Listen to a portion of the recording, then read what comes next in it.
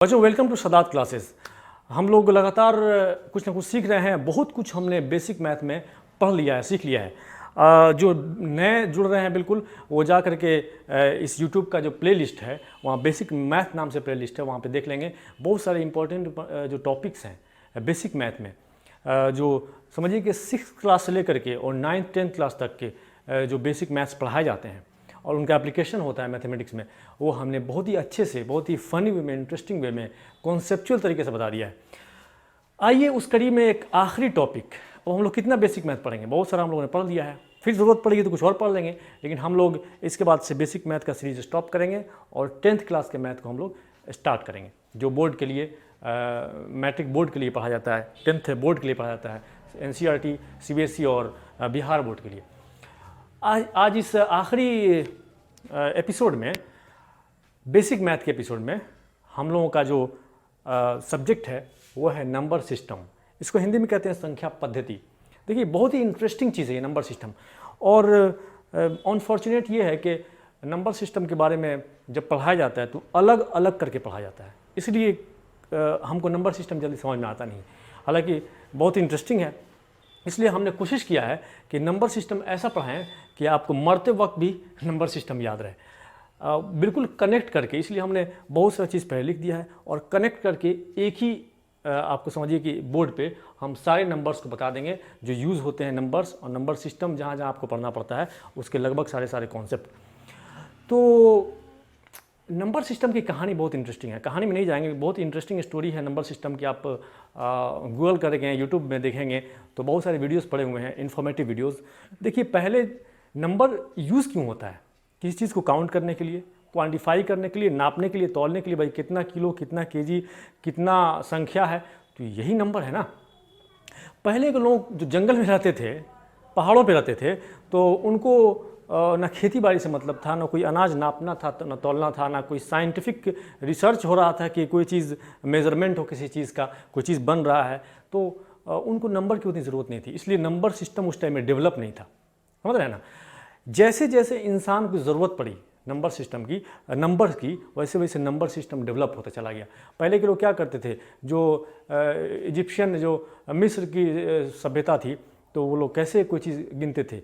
तो मान लीजिए कौवा है तो उसका समझिए मतलब 10 है, बिल्ली है तो समझिए 100 है, उसका मतलब अगर एगो शेर कहीं चित्र बना हुआ है तो समझिए उसका मतलब 10,000 है।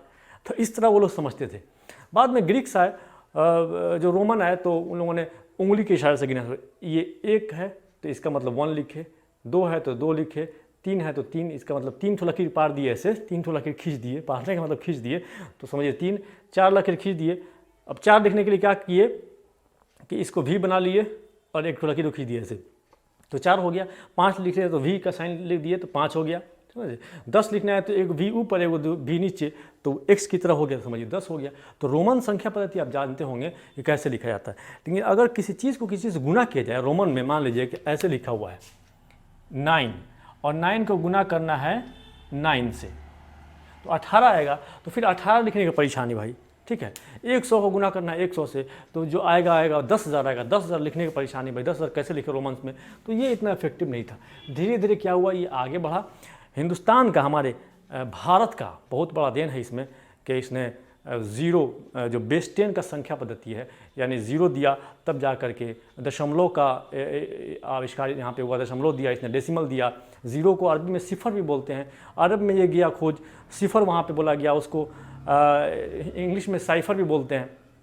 तो एक बहुत बड़ा एक कहानी है, खोज है। तो कहने का मतलब यही है कि संख्या पद्धति जो है धीरे धीरे धीरे धीरे डेवलप हुआ है, समझ रहे हैं ना। तो आइए हम लोग पढ़ते हैं संख्या पद्धति। देखिए ये सारे आपको बचपन क्लास से देखने को मिलते हैं कि ये सारी चीज़, इंटीजर क्या होता है, होल नंबर क्या होता है, नेचुरल नंबर क्या होता है, इवन ऑड क्या होता है, प्राइम नंबर क्या होता है। तो आइए हम लोग उसी से शुरुआत करते हैं। इंटीजर क्या होता है भाई? जो गिनती का संख्या 1, 2, 3, 4, 5, 6, 7, 8, मतलब ना, जिसमें दशमलव नहीं है वो सारा इंटीजर है। माइनस भी चले जाइए, -1, -2, -3, -4, तो वो सारा इंटीजर। जैसे -1, -2, -10, 10, 15, 1, 2, ये सब डैश डैश डैश बहुत दूर से जा सकता है। ये सब क्या है? इंटीजर। इंटीजर का एग्जाम्पल है। इंटीजर समझ गए। चलिए जल्दी जल्दी सीखते हैं नेचुरल नंबर क्या होता है। तो नेचुरल नंबर परिभाषा नहीं सीखना है, जो गिनती का संख्या है, गिनती का संख्या कहाँ से स्टार्ट होता है, एक से स्टार्ट होता है, ठीक है। तो जो गिनती का संख्या है एक से स्टार्ट हो रहा है, एक से लेकर के 2, 3, 4 और इनफाइनाइट जहाँ तक चले जाइए, जहाँ तक आप गिन सकते हैं, 1 लाख, 1 हज़ार, 1 करोड़, 10 करोड़, ठीक है। लेकिन गिनती का होना चाहिए, उसमें दशमलव नहीं होना चाहिए या उसमें भिन्न नहीं होना चाहिए। तो उसको क्या कहते हैं, नेचुरल नंबर। या अगर इंग्लिश में बोलें तो ये नेचुरल नंबर को बोलते हैं प्राकृतिक संख्या। चलिए होल नंबर। तो नेचुरल नंबर में सिर्फ जीरो जोड़ दीजिए, जीरो से स्टार्ट कीजिए। नेचुरल नंबर में सिर्फ अगर जीरो से स्टार्ट करते हैं वो क्या हो जाएगा, होल नंबर। तो होल नंबर कुछ नहीं है बल्कि नेचुरल नंबर ही है, उसमें खाली जीरो जोड़ दीजिए, जीरो से स्टार्ट कर दीजिए, तो ये सारा जीरो से जो गिनती का संख्या है उसको कहेंगे होल नंबर, ठीक है। इसको कहते हैं हिंदी में पूर्ण संख्या। अब आइए इवन और ऑड नंबर क्या होता है। तो देखिए इवन और ऑड नंबर एक ही साथ पढ़ते हैं। ये जो नेचुरल नंबर देख रहे हैं इसमें देखिए 1, 2, 3, 4, 5, 6, 7, 8। तो इवन संख्या यानी उसको कहते हैं हिंदी में सम संख्या, वो संख्या है जो 2 से कट जाए। तो 2 से कौन सा कट सकता है, 2 से 2 कट सकता है, 4 से कट सकता है, 6, 8, 10, 12, 14, ये सब 2 से कट जाने वाला संख्या है। कट जाने वाला उसमें 2 से पूरा पूरा भाग लग जाए, उसमें शेष नहीं बचे, तो वो 2 से कटने वाला संख्या है। तो जो 2 से कटने वाला संख्या है, 2 से विभाज्य संख्या है, 2 से डिविजिबल संख्या, उसको कहते हैं, क्या कहते हैं, इवन नंबर यानी सम संख्या। और इसके उलट जो बाकी रह गया उसको सबको कहेंगे ऑड नंबर।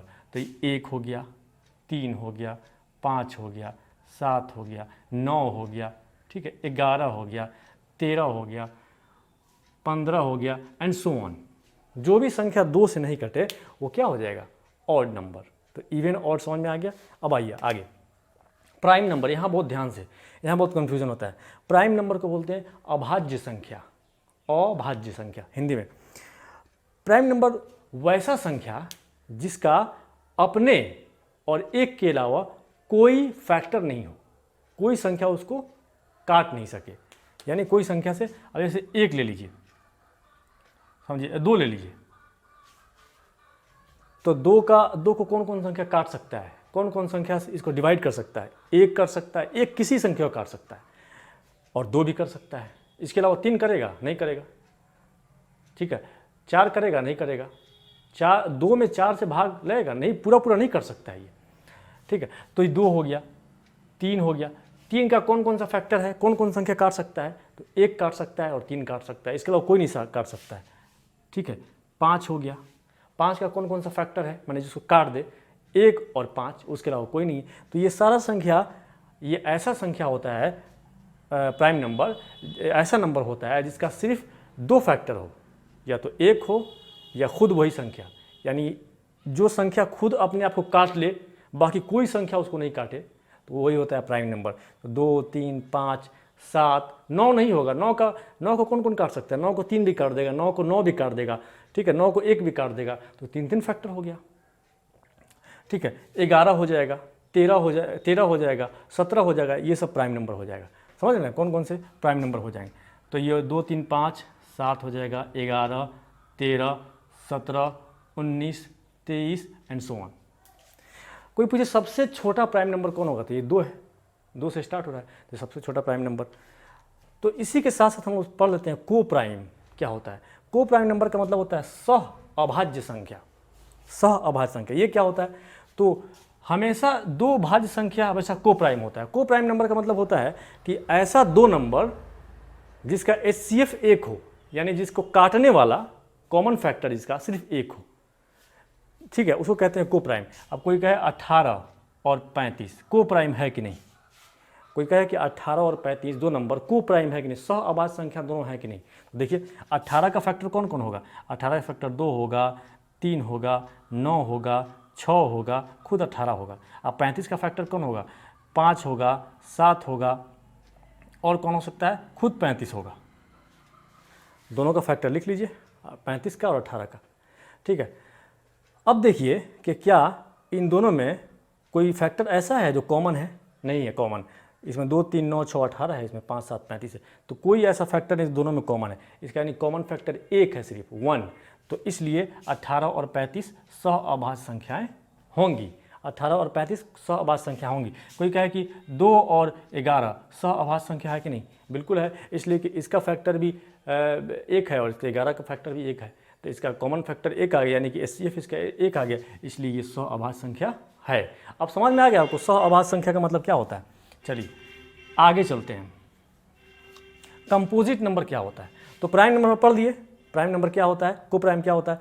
अब जो नंबर प्राइम नंबर नहीं है वो सारा नंबर कंपोजिट नंबर होता है, जैसे 4, 6, 9, ठीक है, 15, ये सारा क्या है, कंपोजिट नंबर है, क्योंकि इसका फैक्टर, इसको काटने वाला संख्या 2 से ज़्यादा है, यानी 4 को 2 भी काट सकता है, 4 भी काट सकता है, 1 भी काट सकता है, 6 को 2 भी काट सकता है, 3 भी काट सकता है, 6 भी काट सकता है, इसलिए ये क्या हुआ, जो प्राइम नहीं है वो कंपोजिट नंबर है। तो ये सारा आप सीख गए। अब देखिए ये सारा संख्या जो अभी हम पढ़ चुके हैं हम लोग यहाँ पे, इस सारे संख्या को अगर हम लोग एक साथ कहें तो इसको कहेंगे हम लोग परिमेय संख्या। बहुत ध्यान से, बहुत कनेक्ट करके आप लोगों को बता रहे हैं, इसलिए कि आपके दिमाग में उतर जाए। इस सारे संख्या को कहते हैं हम लोग परिमेय संख्या, या इसको बोलते हैं हम लोग रेशनल नंबर, इंग्लिश में बोलते हैं रेशनल नंबर।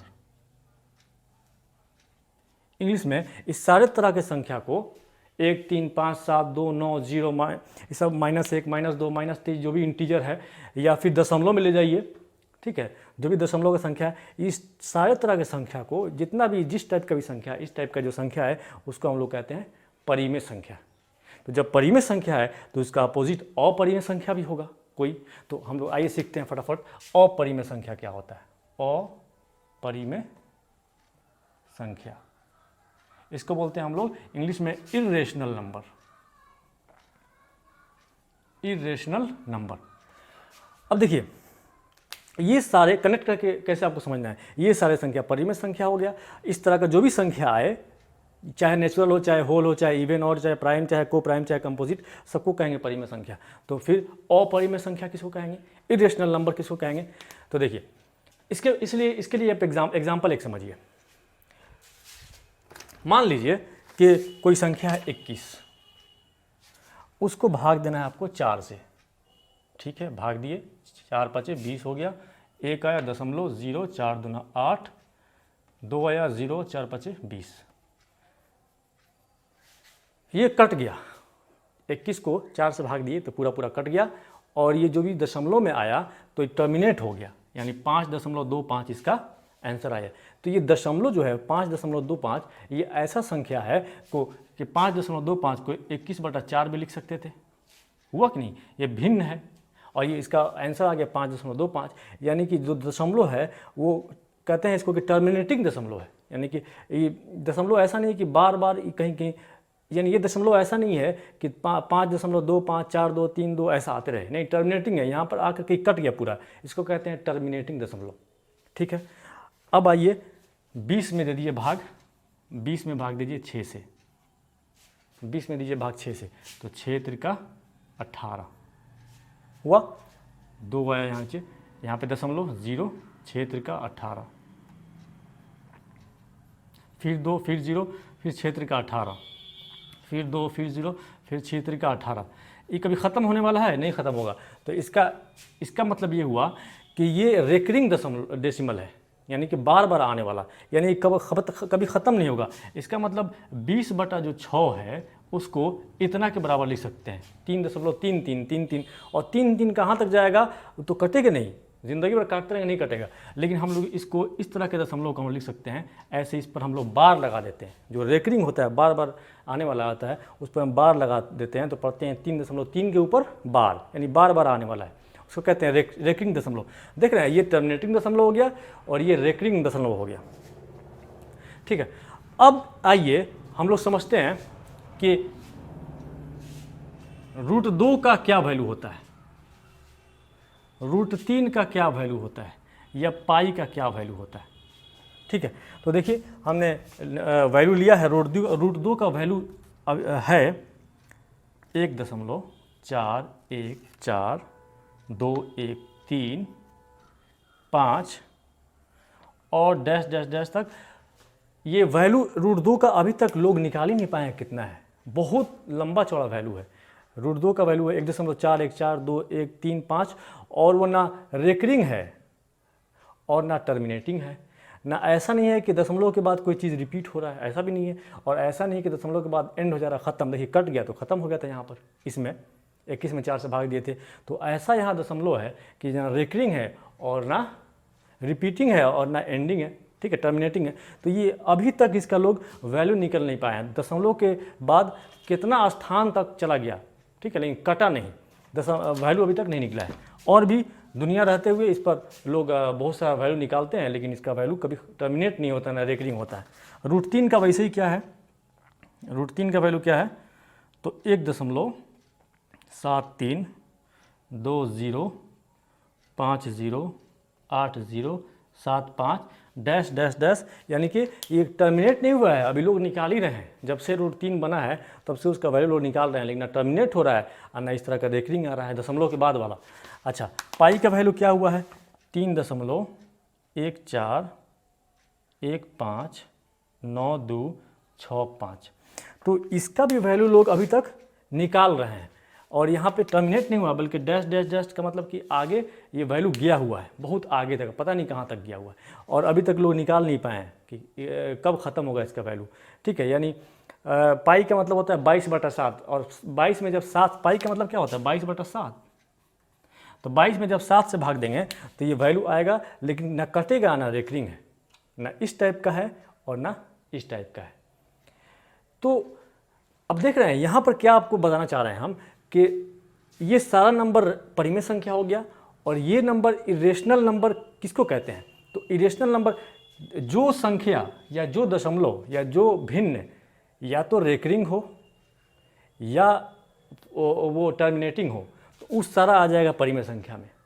लेकिन कुछ ऐसा संख्या है जो ना रेकरिंग है दशमलव के बाद वाला और ना टर्मिनेटिंग है, उसका कभी कभी टर्मिनेट होता ही नहीं है, कोई उसका एंड आता ही नहीं है और ना बार बार घटता है, वो मतलब बार बार रिपीट होता है। तो देखिए √2, √3, पाई, √7, ये सब ऐसा नंबर है जिसका कोई एंड ही नहीं है दशमलव के बाद और ना रेकरिंग है, इसलिए वैसे संख्या को कहते हैं अपरिमेय संख्या। अब ये सारा यहाँ से मिटा दे रहे हैं। देखिए ये सारा संख्या जो था 5.25 और 3.3 के ऊपर बार, ये सारा किसके अंदर आ जाएगा, ये आ जाएगा आपके इसी परिमेय संख्या के अंदर। 5.25 यहाँ पे लिख दे रहे हैं, ठीक है, 3.3 के ऊपर बार, तो ये रेकरिंग डेसिमल और टर्मिनेटिंग डेसिमल, जो डेसिमल खत्म हो जाए बाद में, और रेकरिंग, ये सारा परिमेय संख्या के अंदर आता है और ये सारा भी परिमेय संख्या। लेकिन अपरिमेय संख्या कौन हो गया, तो ऐसा दशमलव वाला संख्या जिसमें दशमलव के बाद जो नंबर उसका कोई एंड ही नहीं हो, ना एंड हो ना बार बार वो रिपीट करता हो, तो वैसे संख्या को क्या कहते हैं, अपरिमेय संख्या कहते हैं। इसलिए हम एक ही साथ बताना चाह रहे थे कि परिमेय और अपरिमेय आप लोग समझ जाएं क्या डिफरेंस होता है। तो जहाँ तक मेरा अंदाज़ा है आप लोग परिमेय और अपरिमेय को समझ चुके होंगे।